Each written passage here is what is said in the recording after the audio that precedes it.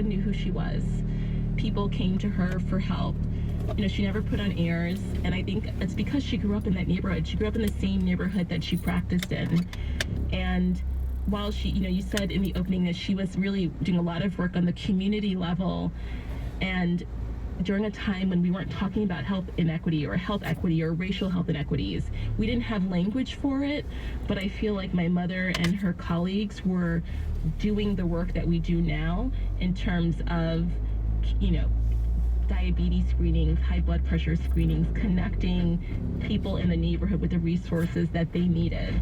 As I always say, that my mother was providing what's called structurally competent, culturally responsive care. She was really thinking about the social and political context in which her patients lived, worked, prayed, and treating them with respect to those factors. So yes, so when she died, I feel like it's still such a profound loss for our community, and she was only 47. She died of a rare form of leukemia, and doctors told you her cells indicated that she had been exposed to unusually high levels of radiation. Where do you think she could have been exposed? Yes.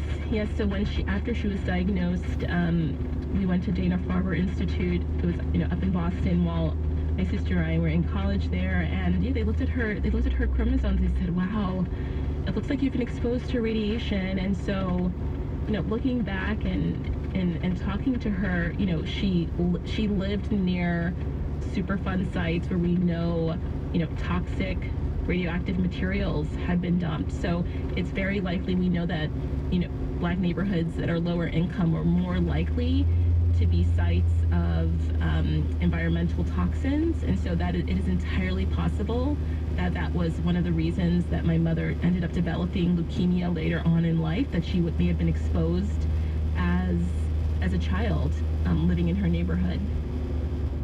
You also wonder about the stress she endured and how that might have contributed to her health. Yes, there's so much that we know and that we don't know about the chronic stress of living in poverty and living under systemic racism. I talked about the weathering process, that chronic wear and tear, and while we know that being Black, or we know that race is a social construct, we do know that chronic stress can increase our cortisol levels. So that's a stress hormone, and our bodies are not used to having that cortisol level constantly high. It actually has detrimental impact on our body.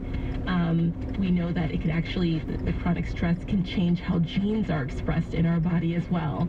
And so I think in the future we're going to see how the chronic stress of living with everyday racism, how it has these multiple impacts on our bodies in ways that we have not even conceived. As you entered your 40s, did you consciously think about stress and how it might be impacting you and your body? And how have you thought about this as you move through this work? Yes, when my mom was sick, we had many phone calls. I was a sophomore in college, and I remember one call, she said, I want to make sure that you take care of yourself. Even once you have your babies, make sure you take care of yourself. And I feel like that was her reminder to me that, maybe there were times that she had not done that, where she had put us first, she had put other people first, everyone before her. And I think especially as Black women, that's something, that we do very, very often.